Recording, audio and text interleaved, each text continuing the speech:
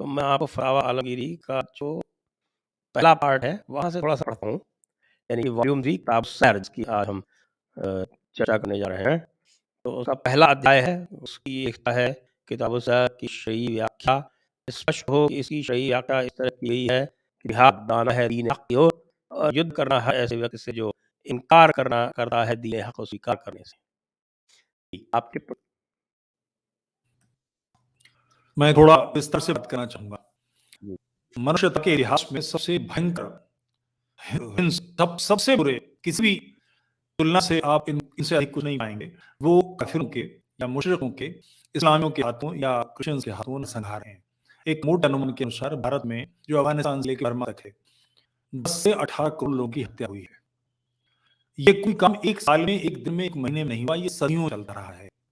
तो सदियों अगर हो रहा है तो इसका कोई कारण होना चाहिए। कोई पागल बादशाह था, कोई सेनापति पागल था, कोई सलाह का दिमाग खराब था, कोई सूफी हरामजादा था, इससे पर्याप्त नहीं है। इससे आगे का मामला है कि ये किसी एक विशेष विचारधारा, चिंतनधारा से काम चल रहा है।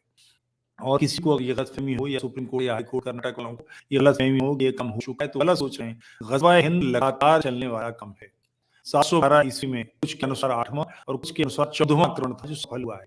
उससे पहले 7 या 13 आक्रमण बुरी तरह से सफल हुए थे, फिर भी लगातार वो सब इस कार्य को कर रहे थे। इसकी कोई योजना, इसका मन, इसका कारण, कई लोगों ने इस तरह की बात पिछले दिनों आपसे बात हुई थी और ये कुछ लोगों ने की कि फतवाए अलमीरी, फतवाए रिज़विया को मिलाकर लोग बात कर रहे थे। तो डर है करना है, उसको इस बात की समझ नहीं है कि फतवाए रिज़विया राय है, उस किसी मर्जी मान, किसी मर्जी न माने, मगर फतवाए अलमगीरी उस काल का कंडक्ट है, जो अधिकार है। ध्यान करें, फतवाए अलमगीरी किस काल में लिखी गई है? छत्रपति शिवाजी अपने पूरे बलबल के साथ तेजस्विता से काम कर रहे हैं। अहोम राजा, उनका सूर्य बिल्कुल जगमगा रहा है, सिखों की तरफ से हमले हो रहे हैं। औरंगजेब बुर्दो करता हुआ कुत्ते की तरह इधर से उधर मारा रहा है। अंततः उसकी मृत्यु महाराष्ट्र में हुई, दिल्ली आराम नहीं था वो। फिर भी उसके बावजूद जो उसका आखिरी 27 साल वो दखन में था। जी, उसका जो राज क्षेत्र है, जहाँ उसका बस चलता है, उससे सलाव का बस चलता है, नवाबी का बस चलता है, वहां क्या कर रहे थे वो?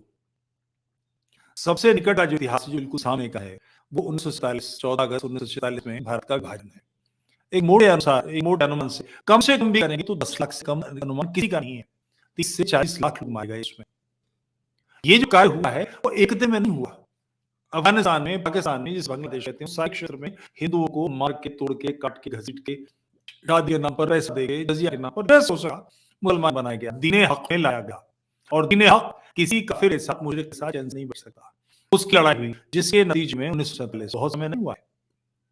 किसी को भी अगर गलतफहमी हो तो उसे समझना चाहिए कि इससे कम से कम 10 लाख नहीं तो 35 से 40 लाख लोग मरे गए, करोड़ों विस्थापित हुए, बिल्कुल बर्बाद हो गए लोग। लोगों के पास खाने को कुछ नहीं था। एक लिबास जो बदन में था वो लिबास लेकर लोग निकले हैं। इतनी हमारी माताओं का, बहनों का बलात्कार उनको छीन लिया गया, हमारी संपत्ति छीन ली गई, सब कारण है हमारी दुर्गत। इसका कारण दीन हक में लोगों का जना है, जो 700 बरस से 1300 बरस से लगातार चल रहा है। ये बंद नहीं हुआ है। कश्मीर से आर्टिकल 370 हटने से, 35 से हटने से दीन हक की दावत बंद नहीं हुई है, वो लगातार है।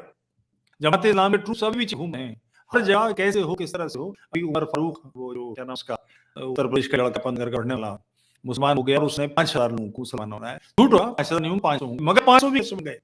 इसकी योजना कोशिश करने वाले लोग थे, ये एक आध नहीं है। अभी मैं आज एक बड़ी अच्छी किताब पढ़ रहा था, शमसुल मन फारूकी साहब की किताब है, कई चंद थे सरियास्मा।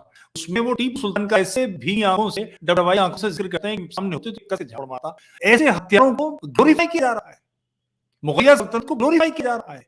आज का ये पोस्टमास्टर जनरल रहा उत्तर प्रदेश का, ये आदमी आज ये सोचता है। पूरी किताब इस पूरी ग्लोरी पर लिखी गई है, इस्लामिक ग्लोरी पर लिखी गई है। इस इस्लामिक ग्लोरी पर लगातार काम करने का नतीजा पाकिस्तान बनना, अफगानिस्तान टूटना, हमारे बगल का जो क्षेत्र है बांग्लादेश, जिसको हम सब समझते हैं। ये बात स्पष्ट करते चलूं, 14 अगस्त 1940 जो डायरेक्ट एक्शन हुआ था, शहीद सुहरावर्दी मुख्यमंत्री था, उसकी नेतृत्व में हुआ। उसका दायां हाथ कौन था? मुजीबुर रहमान बंधु, जो आज जिसकी औलादें हमें हिंदू मुस्लिम एकता सिखाती हैं। ये बेसिकली हत्यारे हैं। और उसका कारण ये जो किताब है, किताब जिस पर हम लोग काम कर रहे हैं, ये इतिहास में आने वाला काम है। पहली बार इसको हिंदी में छपा गया है और इतिहास में जाने वाला काम इसलिए है कि ये किताब कोर्स में रेफरेंस कोट हुई, तथ्यों के रूप में ये है सच। अब कोई कहता है कि ये इस्लामी व्यवस्था ऐसी है कि नहीं। मैं इसमें पढ़ना चाहता हूं कि इसकी शरई व्याख्या इस तरह की है कि जिहाद बुलाना दीन हक की ओर और युद्ध करना ऐसे हर व्यक्ति से जो इनकार करता है, दीन हक को स्वीकार करने से विरोध करता है, भले ही वो काम अपनी जान से करें, मां से। नियम और आदेश क्या है? नियम जिहाद का औचित्य 2 या 3 है। एक ये कि दुश्मन जिस दीन हक़ की तरफ बुलाया जाता है उसको स्वीकार करने से इनकार करते। वीर हकीकत की हत्या ऐसे ही हुई थी। गुरु तेग बहादुर और उनके साथ के सत्यदास, मतिदास और भाई दयाला, इन सब की हत्या इसी तरह से हुई थी। ये कहा गया था मुसलमान हो जाओ, छोड़ देंगे, सब कुछ मिल जाएगा। उन्हें रासियत ये, और उसमें एक चीज और है, स्वीकार करने से इनकार करे, दुश्मन को हमारी ओर से शरण न दी गई हो। यहाँ 2 फर्क हैं, एक काफिर, एक मुशरिक। मुशरिक यानी मूर्ति पूजक, इनके साथ तो जिहाद के अलावा कोई इलाज ही नहीं है। जो काफिर हैं यानी अहले किताब हैं, ईसाई और यहूदी, इन दोनों के साथ ये टैक्स पे करके अपनी जान बख्शा सकते हैं। तो ये ध्यान रहे, किसी को ये गलतफहमी हो कि जिहाद क्या होता है। जिहाद सतत चलने वाली गैर इस्लामियों के साथ इस्लामी व्यवस्था है। दूसरा, हमारे इनके बीच में अनुबंध हो। दूसरे, कि जिहाद करने वाले अपनी ज्ञान, अपनी उचित राय प्रयत्न से, जिसकी राय प्रयत्न का विश्वास करने वाला, उसकी राय से उम्मीद करता हूं जिहाद से इस्लाम के मानने वालों को शक्ति वैभव प्राप्त हुई, यानी फायदा होना चाहिए। जिहाद उस स्थिति में नहीं करना है कि जब आप कमजोर हो और आप मार खा जाएं, चोट खा जाएं। जैसे आज जिहाद पब्लिक में नहीं हो सकता, क्योंकि इस समय कहेंगे मार खा जाएंगे। तो ध्यान रहे कि इस्लाम को शक्ति या धन यश प्राप्त हो तभी जिहाद फर्ज है। तब तक अपनी संख्या बढ़ाते जाओ, अपनी तादाद बढ़ाते जाओ, और तुम इस हालत में ना जाओ कि जब जिहाद कर सको। जी। एक व्यक्ति एक जान से जिहाद करता तो इसको जंग करना हलाल नहीं है, क्योंकि इसमें अपनी जान को तबाही में डाल सकता है। तो क्लियर समझ लीजिए, वो जिस समय बयान खेल रहे हैं, ईद की समझियां खा रहे हैं, और आपको दिवाली मुबारक और होली मुबारक कह रहे हैं, ईद की मुबारक आप उनको देने जा रहे हैं, तो वो बेसिकली तब तक रोके हुए हैं, अपने आप को थामे हुए हैं, जब तक वो जिहाद करके आपका गला ना काट सके। ये बिल्कुल स्पष्ट कोड ऑफ कंडक्ट है, ये ऐसी किताब है। मैं आपको 1 मिनट रोकूंगा इसमें से, जो एक रुचिकर विषय है वो मैं आपको, कि आज हाईकोर्ट में ये कहा जाता है साहब ये हिजाब है, ये फर्ज है। अब किताब क्या कहती है? ये कह रही है कि ये बिल्कुल आपके दूसरे पेज के की तरफ है कि कुछ ने कहा कि जिहाद लामबंदी के पहले ईश्वर की वंदना है और लामबंदी के बाद मूल कर्तव्य है, यानी फर्ज है, यानी हर वक्त पर अनिवार्य हो जाता है, यानी कि जिहाद भी फर्ज है। तो क्या कोर्ट इसको भी देखेगा कि साहब क्योंकि जिहाद फर्ज है इसलिए इसका हक जो है दीन हक वालों को दे दिया जाए? भारत या किसी भी समाज में नियम कानून उनकी जड़ें परंपराओं में हैं, इसमें दो राय नहीं। मगर इसके साथ साथ बाधार चीज है, वो ये है कि मानवता के सिद्धांत हैं। किसी की परंपरा यह है गला काटना है, इससे ठग में उन पकड़ा गया था, फिर गया इन सबको, तो उन्होंने कहा था कि हम काली के उपासक हैं, भवन नहीं करते थे, और हम मारते नहीं, कत्ल नहीं करते, बलि चढ़ाते हैं। तो उनका धार्मिक अधिकार मान के अंग्रेज ने छोड़ा नहीं था। जो बात भी कही जा रही हैं वो किसी की परंपरा में उसकी जड़ निहित होगी, मगर अगर वो मूल कर्तव्यों के प्रति जो मूल मानवता है इससे इधर जा रहा है, तो निश्चित रूप से उस पर 4-3 हफ्ते लानत भेजना और उसको अलग करना पड़ेगा। अन्यथा भारत भर में तो इतनी परंपराएं हैं, इतनी गुणी फैल जाएगी, कोई कंट्रोल कर ही नहीं सकेगा। ये अनिवार्य कार्य है। मूल आधार जो हमारा है वो ये है कि हम सब बराबर हैं, स्त्री पुरुषों के अधिकार समान हैं, जिसे मानवता कहते हैं। इसमें जरा सा भी कहीं किसी तरह का कोई संदेह हो तो जहां से संदेह उपजा उसको तुरंत ही नष्ट करना पड़ता है। भारत में अजीब सी स्थिति है कि चाहे वो ब्यूरोक्रेसी हो, चाहे जुडिशरी हो, चाहे हमारी राजनेता हो, इन लोगों को ये बात सूझी ही नहीं, जो बिल्कुल सामने की एक आम बेवाले आदमी समझता है। आखिर ये कैसे किया जा सकता है कि अगर परंपरा में वो बुर्का है तो इस बात को आप स्वीकार ले, यानी जो लोग बुर्का नहीं पहनेंगे वो उनकी दृष्टि में गैरकानूनी काम करेंगे। किसी जज के दिमाग में ऐसा कूड़ा कैसे आ सकता है? वो इस सवाल पूछे जा सकता है? नहीं, अभी सवाल पूछे नहीं है, ये तो पिटिशनर के जो वकील है वो ये चीजें बता रहे हैं, और इसलिए हमारा चर्चा कर रहे हैं, जो लोग सुन रहे हैं कम से कम कर्नाटक वो जो एडवोकेट जनरल है मेरे चार उनके संज्ञान में भी है ये प्रोग्राम की, ये फर्ज जो है ये पाया जा रहा है। इसमें तीसरी फसल जो है इसकी, यानी ये बाब और फसल आपके बोलते हैं अध्याय, और अध्याय का एक चैप्टर, तो ये अध्याय एक है, अगला चैप्टर है अध्याय पहला जो आपकी जात के बारे में कहते हैं। जिहाद लामबंदी के पहले हम भी दूसरी फल की है कि दूसरा चैप्टर क्या है, जिहाद लामबंदी के पहले अनिवार्य कर्तव्य, लामबंदी के बाद मूल कर्तव्य। अब इसका जो अगला चैप्टर है वो क्या बोलते हैं? चैप्टर का मतलब अगला जो इसका सब चैप्टर कह लीजिए उसको, हर आजाद मर्द, सुनिए साहब, हर आजाद मर्द, ये चौथा पेज, हर आजाद मर्द बुद्धिमान स्वस्थ पर जो जिहाद पर समर्थ है, जिहाद करना अनिवार्य है, और जिहाद की परिभाषा दी गई है। तो अब ये फर्ज है या मकरूह है कि क्या है, अलग करते हैं ना, 5 तरीके होते हैं, कौन से पे आपको ध्यान होगा? बिल्कुल स्पष्ट हूं, और ये इस किताब में क्या लिखा है इस पर निर्णय नहीं छोड़ा जा सकता, किसी तरह से नहीं छोड़ा जा सकता। यही काम तो हम लगातार कर रहे हैं कि ये किताब बेसिकली, और हो सकता है आप मेरी इस बात से कुछ क्षण के लिए उद्विग्न हो जाएं, सहमत हो जाएं। आज जो इस्लामी चिंतक हैं, जिनके दिमाग थोड़ा सुलझ गए हैं, उनका कहना है जैसे फेसबुक आईडी बनाते हैं ना लोग, उस तरह से अल्लाह बेसिकली मोहम्मद की फेक आईडी है। मोहम्मद को जो चाहिए होता है, ये तो बोलते हैं, सर वाला ही बोलते हैं तो। और बहुत लोग बोलते हैं इस बात को कि वो अंडरस्टैंडिंग मोहम्मद भी सही बात करती है, इतनी मोटी किताब है और उसके आधार पर 50 किताबें लिखी गई हैं। वो बात ये कह रहे हैं कि जो मोहम्मद की व्यक्तिगत आवश्यकताएं हैं, अब ये कहा जा रहा है कि कुरान लौह महफूज एक 7वें आसमान में अल्लाह के पास पत्थर का वो है, उस पर लिखी हुई है।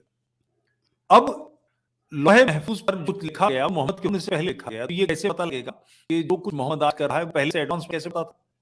अगर पता था तो फिर ये रोज़े जज़ा या क़यामत का दिन और हमारे अच्छे बुरे अमाल के हिसाब से हमें जहन्नम या जन्नत देने का कोई मतलब ही नहीं है, क्योंकि सब कुछ है। स्वतंत्र अगर हम हों तो फिर ये बताइए, अगर हम स्वतंत्र हैं और मैं यही मानता हूँ कि हम स्वतंत्र हैं अपने कार्यों के लिए, तो मोहम्मद की निजी जीवन की बातें कुरान क्यों है? कुरान में आयत है कि मुसलमानों मोहम्मद के घर न जाओ, बुलाया जाए तो नजर नीची करके दाखिल हो, उसकी बीवियों से बातें मत करो। अब अल्लाह को से क्या तकलीफ है? आयशा क्या कर रही है, अदीजा क्या कर रही है, फलानी क्या कर रही है, मारिया क्या कर रही है? तो मतलब ये जो लौह महफूज है, 7वें आसमान में किताब रखी है, उसमें इतनी पर्सनल बातें छोटी-छोटी चीजें क्यों है? लोगों का ये कहना है ये फेक आईडी थी और उसके जरिए से मोहम्मद ने अपनी चीजें की। ठीक, ये बात मानने वाली है। तो इसी दृष्टि से प्रत्येक बात को परखा जाना चाहिए। पन में करने था इसका कोई मतलब नहीं है, क्योंकि ये मानवता से विपरीत जा रही है।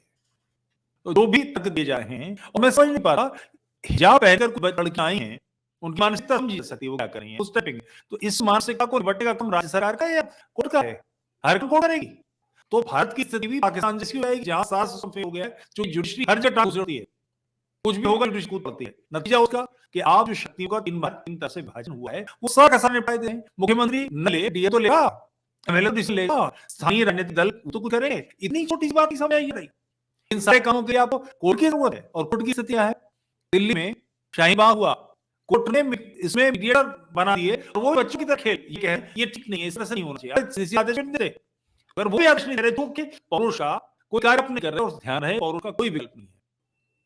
ये बड़ा परोषपूर्ण कार्य है कि इस सारे कूड़े कचरे को जितनी कचरा पिटी है आज से सैकड़ों साल पुरानी, उसको बिल्कुल एक कपटी जिंदगी दे रहे हैं, और इसके बाद ही समझ में आएगा। और जो लक्ष्य है कि दीनदार ये समझें कि तुम जिसे सही समझ रहे हो बेसिकली गलत है, और उसे बाहर निकलो, वापसी करो। लक्ष्य सारा ये है, और इसके लिए ओरिजिनल टेक्स्ट जो कुछ है आलमगीरी तो कोड ऑफ कंडक्ट है। ये पाकिस्तान आज नहीं बना, 1947 में बना। पाकिस्तान बुनियाद 722 में पड़ी थी, जो मुसलमान बना के गए। यही पाकिस्तान वाले कहते हैं कि जितने पहला इसको इसी से नहीं बना पड़ेगा, बिल्कुल ठीक है। कश्मीर में जब जिस दिन पहला मुसलमान ना हो, दिन पाकिस्तान की नहीं पड़ी। वो ईमानदारी बात कर रहे हैं, भारत में झूठ बोला जाता है। आपके साथ वो सज्जन जिन्होंने विभाजन के और बाद में जो पब्लिक थी, जनता थी, उसके माइग्रेशन बात की, उन्होंने बड़ा वो डिस्कशन है कि जो 46 में मेरठ चुनाव लड़ता है, धार से चुनाव लड़ता है, रामपुर से चुनाव लड़ता है, लखनऊ से चुनाव लड़ता है, मुस्लिम लीग जो बिल्कुल पाकिस्तान भारत के विभाजन तुरंत हुए, उनमें एक भी कम हाथ नहीं जाता, सबके कौमत में हो जाते हैं, पब्लिक निकलती नहीं, सबके सही रहते हैं। यानी मेरठ वाले दूसरे जो थे मोहम्मद इस्माइल साहब, तो वो तो जिस दिन मुल्क तकसीम हुआ उस दिन के अलीगढ़ यूनिवर्सिटी के वाइस चांसलर बन गए, क्योंकि जो अलीगढ़ मुस्लिम यूनिवर्सिटी के वाइस चांसलर साहब थे, वो तुरंत अपनी शहीद बदल के और पाकिस्तान के हाई कमिश्नर बने, दिल्ली में जाकर बैठ अलीगढ़ से दिल्ली चले, और वो मेरठ से दिल्ली अलीगढ़ गए। ये हुआ ऐसे ऐसे करतूतें किए हैं, और इस करतूत को कारनामा करवाया कांग्रेस के लोगों ने। मगर अब ये जिया का आता है, जो हम सब बात कर पा रहे हैं, दिखा पा रहे हैं, ये बेसिकली है क्या?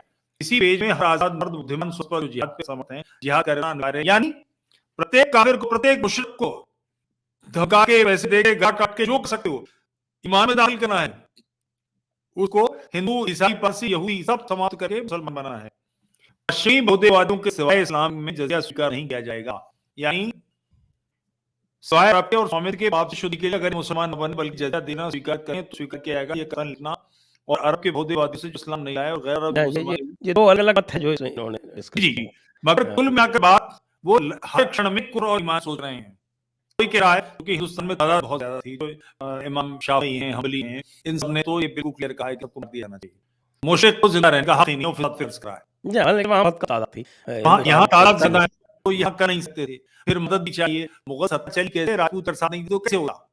वो जो गलती गांधी से हुई या और लोगों ने बात की, इस्लाम को समझाई। एक आक्रमणकारी जैसे अग्निकुल के राजपूत हैं, अच्छी खासी तादाद तो उनकी है, जो पहले शुद्ध किए गए थे, तो वो सारे लोगों के लिए तो अपना तंत्र बंद थे, उनको समस्या थी नहीं, उसी प्रकार की मानसिकता। मगर इस्लाम आ चुका था, इसका ध्यान नहीं किया गया। और अब अच्छा ये भी है कि अगर किसी के ध्यान में अभी जाता तो वो करता क्या? राजा तक पहुंच नहीं, समाज में कोई तरीका नहीं, कोई व्यवस्था नहीं, तुम बहुत नष्ट हो चुके थे, जहां ये सारे काम किए जाते थे तो होता कैसे? अब एक जरिया मिला है, तो आपके इस मंच से मैं लोगों से अपील करूंगा कि दो लोगों की शुद्ध का जो लक्ष्य है, जीवन का लक्ष्य, मैं दो लोगों को शुद्ध करूंगा। कैसे करूंगा? मेरा धन, मेरा यश, मेरा पौरुष, कुछ भी लगेगा वो मेरा काम। इस काम करने लग जाइए, केवल 10 करोड़ लोग एक बड़े 10 हिस्सा इस काम में करने में लगे, और इस्लामी भगवत मैं गीता को बतौर और आगे 25 चलता हूँ और जी आगे चलता हूँ। आगे हम पेज 12 पर से पहुँच जाते हैं, क्योंकि इसके पहले इसी का डिस्क्रिप्शन इसकी आता है अधिक। इस वक़्त ये आ जाता है माल गनीमत पर। तो अगर आप यहाँ पूरी तरह से माल गनीमत कैसे-कैसे लिया जाएगा और कौन आदमी जो है वो माल गनीमत ले सकता है, कौन नहीं ले सकता है, वो सारा है। तो ज़रा आप ये माल गनीमत का कॉन्सेप्ट समझाएँ लोगों को, ये क्या है माल गनीमत? देखिए, जब कभी लड़ाई होगी तो 2 शक्लें हैं, या तुम जीत जाएंगे, हार जाएंगे, हम मार देंगे, मर जाएंगे। तो मार देंगे की स्थिति में जो मरे हुए लोग हैं, कत्ल हुए लोग हैं, उनकी औरतें, बच्चे, उनका पैसा, ये सब हलाल है। जिसके चलते आज से 1500 वर्ष पहले एक ऐसा व्यक्ति, मोहम्मद की बात कर रहा हूँ, कुछ समय में ही अरब क्षेत्र का लगभग बादशाह बन गया था, क्योंकि एक चौथाई हिस्सा अल्लाह का और अल्लाह के रसूल का है। अब अल्लाह तो लौंडी लेगा नहीं, अल्लाह तो गुलाम लेगा नहीं, अल्लाह ऊँट लेगा नहीं, अल्लाह ऐसा लेगा नहीं, ये सब मोहम्मद का हो जाएगा। माल गनीमत का मतलब काफिरों के साथ जो लूट की जाती है वो अकाई चीज है। जैसे सेनाएं प्रयाण करती हैं, 72 के सन 71 के युद्ध हुआ, तो भारतीय सेनाओं ने बांग्लादेश के बैंक में लूटे। ये काम नहीं होगा, मगर ये वो फौज है जो कहती है काफिरों का जो कुछ भी है, यहाँ तक कि उनकी औरतें, बच्चे, सेनाएं इंस्ट्रूमेंट से प्रयाण करती तो उनके साथ उनकी बीवियां नहीं होती, उनके सेक्सुअल अर्ज को मिटाने का उन हक नहीं होता। अगर ऐसा कुछ करेंगे तो उसके नतीजे में कोर्ट मार्शल होता है। मगर ये वो दिन है जो समझाता है कि उनकी औरतों को, चूंकि सफिया के साथ तो उसी दिन जब उसके भाई को, उसके पति को, उसके बाप को मारा तो उसी दिन रेप किया, और ये हदीस में दर्ज है, अपनी तरफ से नहीं कह रहा हूं, सब कुछ दर्ज है। तो उस सबको लूटना, उसको हलाल समझना, ये अजीब मजेदार चीज है कि जो मर जाएंगे उनको 72 लौड़े और 70 लौड़े और 72 औरतें मिलेंगी जन्नत में, शराब की नहरें मिलेंगी, वगैरह वगैरह वगैरह, ये सारी चीजें होंगी, और जो बच जाएंगे, जो जी जाएंगे, वो इस सबको लूट कर खा जाएंगे। व्यक्तिगत लूट भी धार्मिक बना दी गई है, क्षमा करेंगे उसके, व्यक्तिगत लूट भी दीन बना दी गई है, मतलब इससे संस्तुति है कि तुम अधिकार है। 43 में जो लोगों ने किया कि जो सीनियर उनको मार के भागे, अपने बॉसेस के लोगों ने कत्ल कर दिया, उसका कारण ये था कि काफिर को मरना सवाब का काम है, इस सवाब को लेने के लिए सारा काम है। तो माल गनीमत मूलतः गैर मुसलमानों की इस्लामी लूट है, जो इस्लाम जायज बताता है। और इसके बाद अगर हम इसी पर चलें तो इसमें जो ख़ास चीज़ लिखी हुई है कि आपके कुछ लोग जो है मेहनताने में अपनी इस माल को बचा सकते हैं, और कुछ लोग जो हैं वो उनके लिए फिर ये ज़रूरी है कि वो जो है वो इमाम को उसको पेश करें, वो जो 20% वाला जो है, और इस पे अलग-अलग व्याख्याएँ हैं। और ये कहते हैं, इस पे फिर आगे चलकर थोड़ा-सा मैं पढ़ देता हूँ कि जब सरदारी के नियम आदमी जमा हों तो मुसलमानों के इमाम को चाहिए कि इसको कमांडर नियुक्त करे, भले ही वह कुरैशी हो या और कबीला अरब से हो। तो ये उचित है कि अगर वहाँ किसी जुड़े को युद्ध रणनीति में जा ला पाए, उसको कमांडर नियुक्त कर दे। फिर वो बताते हैं कि सबके लश्कर इस तरह से चलेंगे, लश्कर कैसे चलेंगे, और फिर ये है कि आगे चल के कहते हैं कि सबके शक है कि लाभ होगा या क्षति होगी दोनों, और बराबर संभावना हो तो कमांडर के आदेश का पालन करें। और फिर उसके बाद एक बड़ा इंटरेस्टिंग ये आता है कि साहब ये सुनिए आप, ये पेज 19 पर है।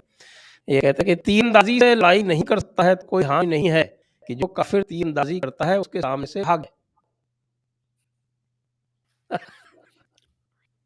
मोहम्मद की हदीस है कि मैं तादाद से विजयी बनाया गया हूँ, असली लक्ष्य इस्लामियों की तादाद बढ़ाना है, दीनियों की तादाद बढ़ाना है, शांति दूतों को बढ़ाना है। अगर जिहाद में कमजोर पड़ गए और मर गए तो जिहाद तो नष्ट हो जाएगा। साथ साथ इस्लामी ताकत ही ये है। वो कहते हैं जब जन्नत में कयामत के दिन सबसे ज्यादा जिसके मानने वाले होंगे, जिसके मुतक़िद होंगे, उसको अल्लाह अपने नजदीक रखेगा। असली लक्ष्य संख्या बढ़ाना है, संख्या एक भी कम होगी तो वो होने का कैसे बचना है, इस पर बहुत फोकस है, बहुत मरकूज है। और एक अजीब बात है कि 1300 साल से भारत इसका शिकार है और 1500 साल से दुनिया शिकार है, और इस किताब के बारे में दुनिया भर के तर्जुमे हुए, हर ज़बान में इसका तर्जुमा है, फिर भी लोग इसको देखते नहीं कि ये कैसी भयानक स्थिति है। अभी भी क्या सही है क्या गलत है, इसकी कसौटी इस किताब को रखा जा रहा है। जिहाद एक स्वयं में हम ऐसा लगातार वो झूठ बोल रहे, कह रहे हैं ये फर्ज है, जबकि इस्लाम में आप एक फर्ज, वाजिब, सुन्नत, मुस्तहब, मकरूह और हराम ये बिल्कुल स्पष्ट डिफाइंड है, इस तरह परिभाषित। फिर ये भी लोग हमने प्रयोग जैसा आपके सामने झूठ बोल रहे हैं कि क्या फर्ज है, अरे फर्ज तो सिर्फ 5 हैं, ईमान, नमाज और रोज़ा और हज और ज़कात, ये तो 5 फ़र्ज़ हैं और फिर कुछ जो है फ़र्ज़ किफ़ाया हैं, जैसे नमाज़ जनाज़ा वगैरह, जो अगर कुछ करे तो हो जाता है। लेकिन जो चीज़ आती है वाजिब में या सुन्नत में, उसको भी फ़र्ज़ बनाकर वहाँ पर पेश किया जा रहा है। थोड़ा-सा इस पर ही आप गुफ्तगू करें। मैं एक मज़ेदार चीज़ निकाल के लाता हूँ, उसका कारण। एक शख्स 51 वर्ष की उम्र में 6 साल की बच्ची से शादी करता है। 3 साल बाद जब वो चौगुन का होता है और वो लड़की 9 वर्ष की होती है, तो इंशाअल्लाह टाइम करता है। हम इसको कुछ नहीं करते, पास्ट है, पास्ट में नहीं किया जा सकता, मगर सुन्नत बताई जाती तभी ज़रूरी है। अब 6 साल बाद जब वो 60 साल का होता है, अब वो लड़की 15 साल की होती है। तो ज़ाहिर है कि अब वो उसकी नीड्स, उसकी मानसिकता, उसकी आवश्यकताएँ, उसकी बातचीत, उसके बहकावे कैसे पूरे करेगा? ये हदीस में है कि मोहम्मद से मिलने एक शख्स आया। आयशा छोटी थी, वो बाहर निकल आई। वो जब चला गया तो मोहम्मद ने उसकी आयशा के सीने पर घूंस मारे। तो उसने तड़पते हुए कहा कि वो शख्स अंधा है। तो मोहम्मद ने कहा कि मगर तेरे तो आंखें हैं। तो ये जो 60 साल और 15 साल के 45 साल का फर्क है बीवी में और शौहर में, तो उसका नतीजा है। फर्ज 5 सही, मगर सुन्नत है ये। पर्दा रखना और पर्दा रखने का मूल कारण वो है सारा, समझ में आना चाहिए। तो ये बात इससे क्या हर सुन्नत फ़र्ज़ हो जाए अगर, तब तो फिर कोई काम कर ही नहीं सकता, फिर इसका मतलब कि पक्की बात सारे दोज़ख में जाएँगे। एक ही नहीं है ये सारी बात सूरत कोर्ट को की। समझने की है, कोर्ट को समझने की है, ब्यूरोक्रेसी को समझने की है, ये बात पॉलिटिशियंस को समझने की है, हमारे यहाँ पॉलिटिकल पार्टीज को समझने की है कि तुम इन सबको, जैसे जिन्होंने ये कहा था कि हम भवानी के उपासक हैं, हम मरते नहीं बलि देते हैं, उन्हें छोड़ नहीं दिया था। इसी तरह से ऐसी किसी भी बात को उसके खिलाफ पूरी सख्ती के साथ चलना चाहिए। 10 लड़कियों हिजाब पहन कर नहीं है, ये बात ध्यान रखिए कहाँ का वाक़या है, बंगलौर का। वो इलाका है टीपू सुल्तान का है। इसी गलतफहमी में उत्तर भारतीय को नहीं रहना चाहिए कि वो कर्नाटक कोई बड़ी चीन की जगह है। बंगलौर के आसपास यहाँ तो कुफ्र और ईमान की बड़ी भयानक घमसान की लड़ाई हुई है। बहुत लोग मारा टीपू सुल्तान ने। सारे तथ्यात्मक चीजें उपलब्ध हैं, और उसको सही मानने वाले, उसको अच्छा मानने वाले लोग हैं, वो सब कर रहे हैं। तो उसके खिलाफ आपको आवाज उठानी चाहिए कोर्ट के जरिए से, मतलब पूरी सख्ती के साथ। और कोई बड़ी बात नहीं है, एक डीएम करा यार रख दिया घुस बड़े हाल में। बहुत बड़े तो थे आजम खान, एक डीएम से मुझे डीएम ने उल्टा टांग दिया, बीवी का, बेटा का, परिवार का, और वो जो उन्होंने बनाई है यूनिवर्सिटी, सबका घुस दिया, 25 केस खड़े कर दिए। क्योंकि आप दृढ़ता से खड़े होंगे तो जो सिस्टम है उसके नियम में कोई दोष करेंगे। मनुष्य के अधिकारों को खनन कैसे नहीं दिया जा सकता है। चलिए, अब बहुत सारे कुछ सवाल आए हैं लोगों से। मैं सभी से दर्शकों से अनुरोध करूँगा कि आप जो भी प्रश्न पूछे हो, वो प्रश्न अवश्य पूछें। हम इस सीरीज़ को लगातार इसके ऊपर चर्चा करते रहेंगे। अभी हमने जो किताब सैर है, जो 7वीं किताब है वॉल्यूम 3 की, अभी हमने वॉल्यूम 3 ट्रांसलेट किया है, उसकी 7वीं किताब है ये, उसकी चर्चा कर रहे हैं। इसमें भी 10 अध्याय हैं। आज हमने पहला अध्याय मात्र इसकी चर्चा की है। आगे हम और अध्यायों की चर्चा करते रहेंगे। आइए चलते हैं प्रश्न पर। उससे पूर्व मैं आपसे सभी से अनुरोध करूँगा, कृपया इसे लाइक कर लें और लाइक करने के साथ शेयर भी कर लें। Press the bell icon on YouTube and don't miss another update.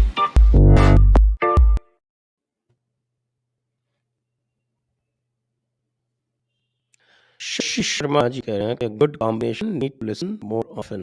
बिल्कुल साहब, न केवल आप सुने, लेकिन आपसे सबसे अनुरोध है कि ये किताबें जो हैं ये आप डाउनलोड कर सकते हैं theapdialogues.com से, और आप अवश्य वहाँ जाएँ, वहाँ से डाउनलोड करें और इसको पढ़ें। आप पढ़ेंगे तो आपको पता चलेगा कि ये जो आपको सब मोहब्बत और शांति का धर्म, शांति का मज़हब जो सब बताया जाता है, वो कितनी दिखावटी बातें हैं, असलियत क्या है। मिस्टर बॉन्ड, धन्यवाद आपको। अरिंदम सरकार, गुरुजनों को प्रणाम। मैंने मौलाना सैफ जो फतवा आलमगीरी बांग्ला में फ्री में प्राप्त किया था, उसका चेक स्कैन करके पीडीएफ फाइल बना के आपको भी भेजना प्राय असंभव हो गया। मैं वह सभी का आपको पोस्टर में भेज दूं। हम लोग बंगला नहीं जानते, न ये न दीक्षित जी, आपने बहुत अच्छा अगर आप हमें पीडीएफ बना के भेज देंगे तो हम अपलोड कर सकते हैं। बाकी आप यदि पोस्टल भेजेंगे तो उसका हम उपयोग संभवतः ना कर पाएँ। तो प्रयत्न कीजिए, अगर आप पीडीएफ बना देंगे, हमें भेजेंगे पीडीएफ बना के, तो हम निश्चित रूप से उसको अपलोड कर देंगे। Vijay ji, what do you think of the idea of kafir men and women en masse wear burqa and get inside the actual hijab crowd and start creating the real insecurity? Remember how Israeli police would intrude the Palestine protesters? बताइए। इस प्रश्न को आप लीजिए। भाई, उसके लिए शासन की इच्छा शक्ति चाहिए, और शासन की इच्छा शक्ति हम और आप दबाव बना के क्रिएट कर सकते हैं, उससे अतिरिक्त और कोई चार नहीं है। और जब तक वो नहीं होता, तब तक जो आप ये कह रहे हैं, ये कल्पना का ही अंग हो सकता है, ये वास्तविकता में भारत में तो नहीं हो सकता। विजय जी, आपको जानकारी होगी कि संजय जी सीनियर ब्यूरोक्रेट हैं, आईएएस ऑफिसर हैं, इन्होंने प्रशासन चलाया है, इसलिए हमने प्रार्थना की कि आप इसे प्रश्न लीजिए। जब तक प्रशासन से जो कहिए वो कर देगा, आप इनको रात साबित करने के लिए रात साबित करा देगा, आप जैसे कहीं हो जाएगा, मगर इसके लिए पॉलिटिकल विल जरूरी है। और पॉलिटिकल विल को ठीक करना हमारे हाथ में है, क्योंकि हमारे वोट से ये सिस्टम बनता है। तो इसका दबाव जरूर डालिए। जब आपके हाथ में एमएलए एमपी आते हैं, उनसे पूछिए 4-6 लोग जाकर क्या किया आपने इस सिलसिले में। जब तक दबाव हम लोग इग्नोर कर देते हैं, अपनी जिम्मेदारी तय कीजिए, निश्चित रूप से दबाव काम करेगा। जी, नेक्स्ट मनीष 712 में शांति दूत 15 लाख और हिंदू 70 करोड़ थे।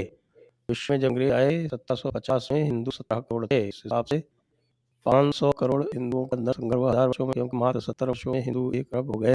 आपके विचार ना भाई, इस तरह से ऑपरेशन कैलकुलेशन नहीं होता। ये जो है आपका जो इंटरपोलेशन है, ये थोड़ा गड़बड़ है। इसे कैसे करें? DK Jyoti special you think Karnataka state have worked which will come in favor state government. Thanks. देखिए, we can't get ahead of the court as such. Right now, the court has not said anything. We are only having the petitioner's argument. After this, the state will argue, and the state appears to be quite firm. So let us wait till the arguments get over. Let's not get ahead of ourselves. पर इनका से new year में दीन की दावत कब होगी? हाँ, जो है इसके साथ साथ कर रहे हैं। फतवा में भी किताबुल हुदूद भी हम मनोरंजन के साथ साथ कर सकते हैं, उसमें बड़े मनोरंजन है। तो किताबुल हुदूद भी हम लेंगे बीच में। मयंक शर्मा, बुर्का काटने सारे हिंदू सेक्युलर ही सनातन की जड़ें खो रहे हैं, इंक्लूडिंग कोर्ट। कोर्ट ने क्या किया? कोर्ट ने तो कुछ भी नहीं किया। कोर्ट तो अपनी क्वीज कराया वो करेगा। सेक्युलर हिंदू कोई कुछ नहीं होता। बेसिकली सेक्युलर हिंदू मुसलमानों से ढा हुआ वो हिंदू है, या फिर मुसलमानों के फेवर चाहने वाला हिंदू है। उनके कबाब पराठे खाने के चक्कर में, या उनकी मटन बिरयानी में जिसमें लिया इसके चक्कर का जो वर्ग है वो है। सेक्युलर हिंदू नाम की कोई चीज नहीं होती। सेक्युलरिज्म बेसिकली ब्यूरोक्रेसी की चीज है। मैं सेक्युलर कहूंगा, मैं तो हार्टी हिंदू हूं, मैं क्या बात कर सेक्युलर? मैं दूसरा घर नहीं काटता, ये आप मुझसे अपेक्षा करते हैं, अन्यथा मेरे सेक्युलर होने तो कोई मतलब नहीं। प्राउडली हिंदू जन मेरे सेक्युलर दोस्तों कैसे आलमगीरी भाई है। इन ये मोती तो आपको इन मूवियों को कैसे बताए कि हमको किताब है। नवीन ये जी तो भाई बिल्कुल सीख रहे हैं, मगर करना तो यही पड़ेगा। इलाज क्या है तरीका तो इसका? आपको ही ढूंढना पड़ेगा, क्योंकि आपके मुफ्तियों को आप ही जानते हैं, हम नहीं जानते। यही इलाज है। नहीं, ये बड़े नवीन जी बहुत योग्य और बड़े तेजस्वी व्यक्ति हैं, बड़े श्रेष्ठ काम कर रहे हैं, मेरे मित्र मैं जानता हूँ। तो ये सब इस तरह से तो होता है, यही करना पड़ेगा। मेरे मित्रों में भी, मेरे परिवार के लोगों में भी ऐसे लोग हैं जो मुझे गणित समझाते हैं। इंदिरा गांधी मरी थी तो मेरी राय दो ऐसी जरूर खत्म हो रही थी जैसे घर में कोई मौत हुई हो, बस सिलाई नहीं टूटा उन्होंने। मगर ऐसा है, लोग इस तरह के हैं जो सच को नहीं समझते। ये सब फैलाइए, फैलाएंगे तो कहाँ कब तक बचेंगे? बड़े की माँ तक खैर आएगी। French fries we need is not warrior धर्म गुरु पीरियड। आज के ज़माने में धर्मगुरु जो है वो वर्चुअल भी थे, वो कोई मान लीजिए। इसी के साथ आज का सेशन हम यही समाप्त करते हैं। प्रश्नकाल पूर्ण हुआ, आज का सेशन पूर्ण हुआ। आज की जो है ये सीरीज का पहला अंक था। इस तरह से लगातार चलते रहेंगे, क्योंकि बहुत शानदार ग्रंथ है। अभी एक ही वॉल्यूम ट्रांसलेट हुआ है ऐसे